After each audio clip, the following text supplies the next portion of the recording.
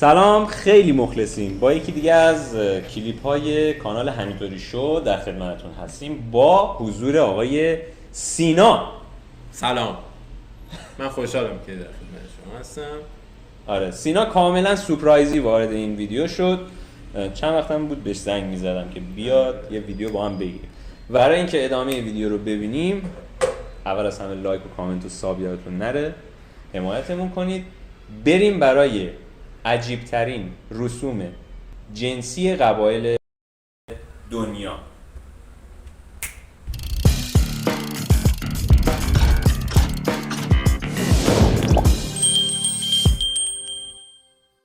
میریم برای رسم اولی توی ماداگاسکاره. توی ماداگاسکار اگه یه زن شوهرش بمیره، خب برهنه جلوی خونه خودش میخوابه. چرا؟ و از 3 تا 40 روز این کار رو میکنه. حالا چرا این کار رو میکنه؟ مردهای قبیله اون مرد که فوت شده باید برای عرض تسلیت خدمت زن برسن و زن بهشون میگه، یعنی انتخاب میکنه کی چند روز و چقدر رابطه جنسی باش برقرار کنه. 1 دقیقه 1 minute. و حالا جالبش اینه اگه کسی از این تسلیت گفتن یا این رسم امتناع کنه، یعنی به مرده بی احترامی کرده. هیچ وقت بی احترامی. تا 40 روز هم اون زن میتونه این تسلیت رو بپذیره. بله. رسم دوم یکی از قبایل کشور نپال.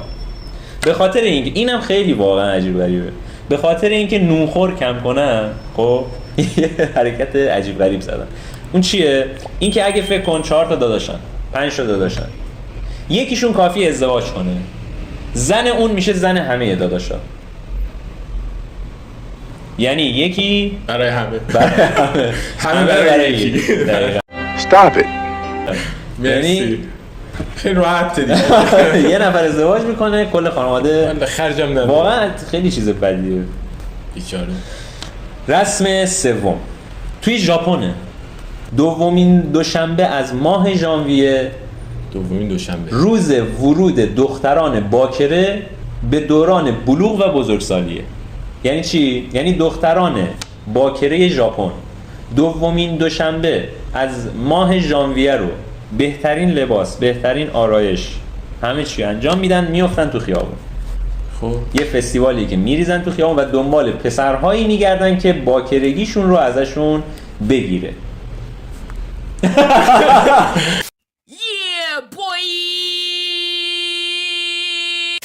نه یه چیزی، الان روز دوم دوشنبه چی گفتی؟ دومین دوشنبه ماه ژانویه.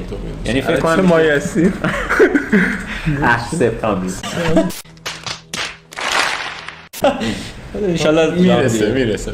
و اینکه ژاپنی ها اعتقاد دارن که دختر نباید باکره باشه، یعنی بد میدونن این قضیه رو که دخترانشون باکره یعنی باشه. قبل از ازدواج باید باکره بشه. آره.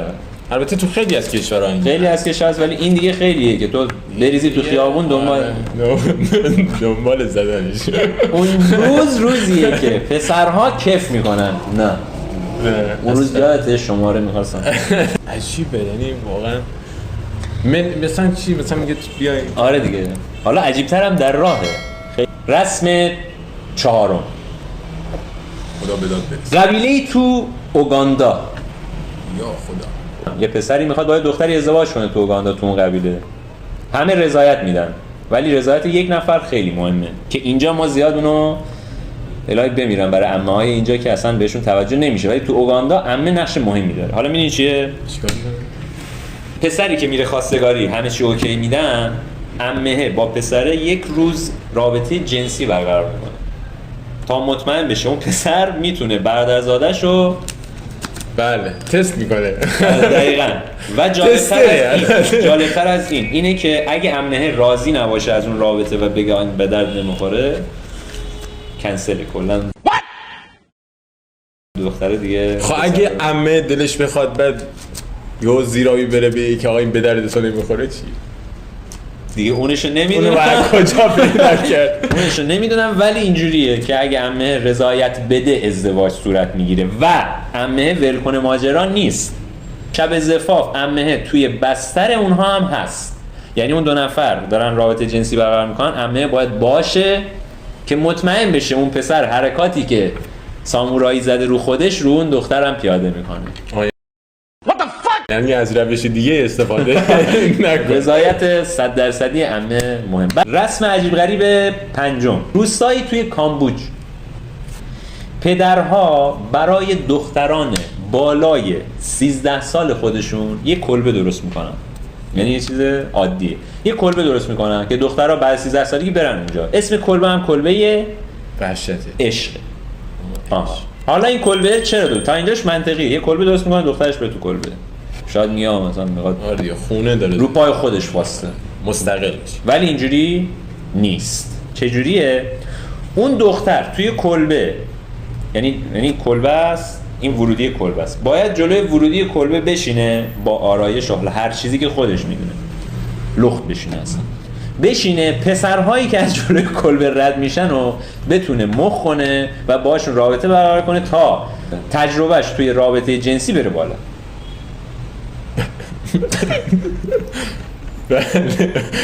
بله تجربه را تجربه کردن خطاست. فکرشو بکن دختر نشسته بیا و پسرها میگن نه، میتونم بگم نه دیگه. عجب واقعا.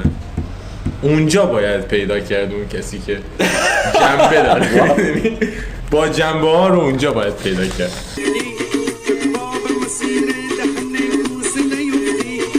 زیاده روی نکنید تو اوگاندا، نه کامبوج، زیاده روی نکنید. کامبوج حتما یه صفحه به کامبوج داریم. کلبه عشق اونجاست که دخترها میگن بیا من یه قناری دارن رو پا میزنه.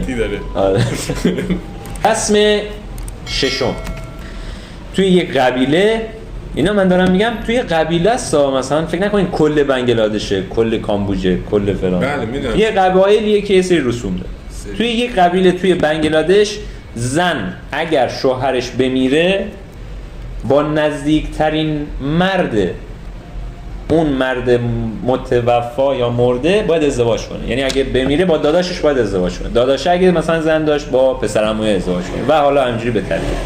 اینم منطقیه این حالا این مشکل. ولی نقطه دارک قضیه اینجا هست که اگه اون زن دختری داشته باشه از مرد متوفا، یعنی مرد مرده، اون دختر به 15 سالگی برسه، دختر با همون مرد ازدواج میکنه، یعنی با بابای ناتنی خودش باید ازدواج کنه. باید این دارکه که دختری که مثلا اون خود چرا؟ یعنی مثلا داداشه با برادر زادش باید ازدواج کنه. چرا؟ دیگه اونو از من نباید بپرسی، از قبایل بنگلادش باید بپرسی. بعضی وقتا دلم میسوزه به خدا.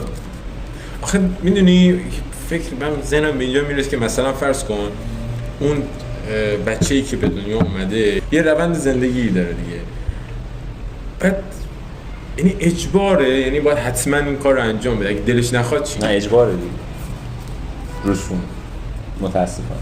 رسم هفتم توی یه قبیله است، توی گینه نو.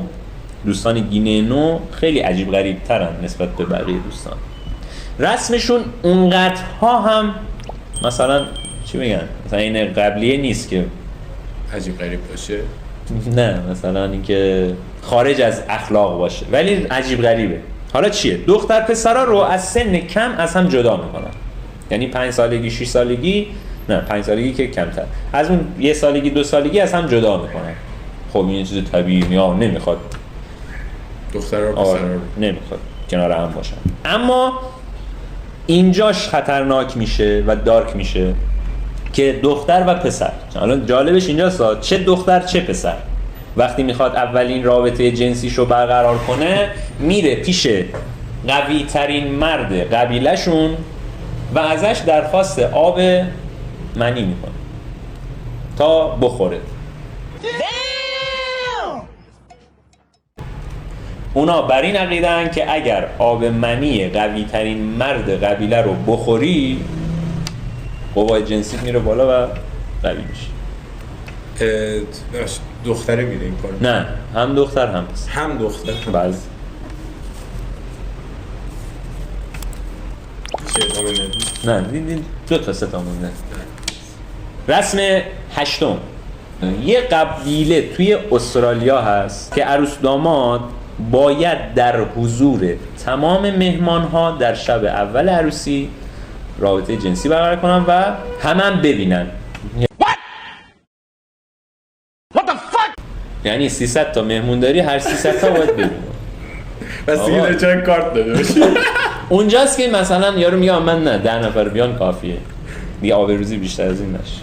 به نشستن سیب داره میخوره یارو، عجب حرکتی داره. لعنتیه چرا؟ و رسم نهم در قبیله توی پاپوآ. توی این قبیله یا همون کشور، به خدا اینو من نمیدونم، اینو من تو گوگل دارم، از سن خیلی کم باید دختر پسر رابطه داشته باشن. مثلا این اصلا یعنی تو مخ من مثلا چند سالگی خود همون دیگه تو مخ من نمیره واقعا و خیلی اصلا غیر انسانیه. دخترها بین 6 تا 8 سال، پسرها بین 10 تا 12 سال باید رابطه جنسی داشته باشن. باید. سن بلوغ ما چقدر بود دخترها 9 سالن. اون اصلا دیگه ما میگیم 9 سالم اشتباهه اصلا به نظر من. ولی دیگه اینا زدن زیر همه چیز، زده زیر میز یارو گفته 6 تا 8. No, God! No, God, please, no! No! No! پاپا جان لطفاً یه به خودت بیا. واقعا به خودت بیا. بعد آخه میدونی چیه؟ اون دختر یا پسر، اصلا پسر حالا باشه ما میگیم خوی خشونتش مثلا ذاتش شاید قبول، ولی دختر لطیفتر، ظریفتر، از نظر احساسی دختر مردم به چخ. و رسم دهم که توی متاسفانه توی کشور خودمون هست، خودمونه که این رسم هنوزم که هنوزه توی یک سری از شهرها داره اجرا میشه. این رسم 100% شنیدی، همه فکر کنم شنیدن. این رسم پارچه سفیده. یعنی شب عروسی وقتی که به اتاق هدایت میشن، یه پارچه سفید روی تخت زن و شوهر و مرد باید بکارت زن رو بگیره و خونی که از زن خارج میشه روی دستمال بزنه و به مهمان ها نشون بده. غالب‌تر از اون اینه که در بعضی از شهرها مهمان ها تا پای در هم میرن، یعنی پشت در به پایکوبی میپردازن و زن و شوهر باید رابطه جنسی رو برقرار کنن. حالا خدا رو شکر خیلی کم شده ولی هنوزم هست. یه حالی هست. آره حداقلش. ولی اونجا اون عمه هنوز ذهن من دلت نخواد. خیلی هم خنده‌داره هم ناراحت کننده است. آره دیگه یه جاهایی اصلا آدم فکر می‌کنه انسانیت دیگه اصلا یه چیز عجیب غریبه. آره واقعا. یه دونه از چیزایی که من خونده بودم و عجیب غریب بود و به نظر من اصلا غیر انسانی بود، توی یکی از قبایل همین آسیایی بود. میگفت اگه مرد بمیره زنش همراهش دفن میشه. زنده. یعنی اینجوری نیست که حتی بعضی از زنها مقاومت میکنن ولی افراد اون قبیله، بزرگان اون قبیله به زور مثلا زنو دفن میکنن. چی باید تو اصلا تو واسه چی زنده ای؟ اصلا رو چه حساب تو آینه نگاه میکنی هر روز به خود؟ تو اصلا چی؟ چقدر کثافت میتونی باشی تو؟ سینا اگه چیزی میخوای بگی؟ باید کم که منو قابل تونستی. چک. خیلی چیز شد، فلسفی شد. آره. اصلا در نکنه. ولی واقعا این چیزایی که گفتی و خیلی عجیب بود واسم. خیلی باید بهش فکر کنم. سری چیزا رو من خودم شنیده بودم توی ایران، مثلا شنیده بودم مثلا یه سری روستاها، یه سری جاها هست مثلا یه سری کارهای عجیب غریب میکنن.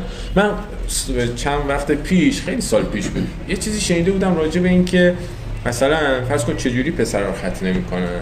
من شنیده بودم که اصلا دختران هم یه همچین کاری میکنن. ولی دقیقاً الان حضور ذهن ندارم که کجا بوده و چطور. اگه شد حالا مثلا اونم تحقیق میکنم بهتون میگم تو ویدیوهای بعدی. ولی خب میگم تو روستاها و توی جاهای پرت خود ایران هم یه سری کارها هست که مثلا انجام میدن. یه سری رسوم هست که توی ایران. آره واقعا توی ایران هم هست. خب به هر حال لایک و کامنت و ساب یادتون نره. سابسکرایب کنید. چیزای جالب‌تر در انتظار شماست. همینطوری برو جلو.